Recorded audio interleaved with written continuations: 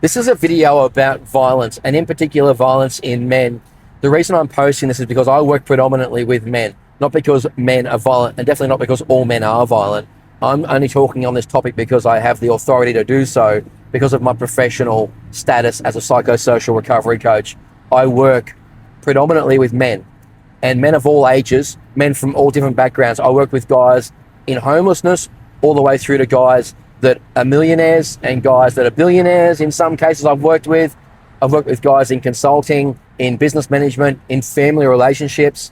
I've worked in anything you can name. I've most likely worked in over my last 25 years working with men.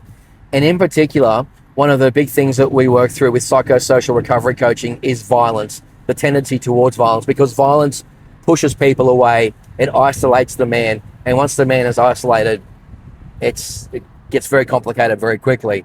We're not trying to justify violence. We never could. That's not our place to do that. And violence is not okay. The people that are perpetrating the violence, they know it's not okay, and they hate it. A lot of them hate the violence that they get to. But by the time they've hit violence, they really are at their wits' end.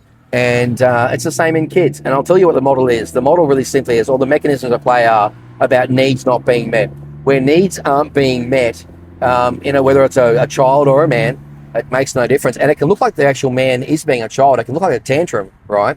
And there's a reason behind that. It could either be that they're just a man-child, they never grew up, or it could be the fact that they are dealing with a needs issue that isn't being met, and it's leading into violence. So what happens firstly is there has to be a need not being met. That's the first part. And then once the need is not being met, it can lead into frustration if that need continues not to be met. There's different kinds of needs. There is the need that is a necessity for life, the needs that are non-negotiables, and they're the ones like food, water, shelter, safety and security, Maslow's hierarchy of needs, the bottom rung. Look it up, and I can post another video about it later on. And then there's other needs that are actually wants that are disguised as needs. For example, a child wants a lollipop, but that child really actually believes that they need that lollipop, and they will scream and shout and go into full tantrum mode until they get what they think they need. Until, if you're fortunate enough, they're old enough, you can rationalize with them and explain to them what a want is versus a need. It's done very well in a show called Yo Gabba Gabba, by the way. Go and watch it. You can't always get what you want. It's a great way of teaching that lesson.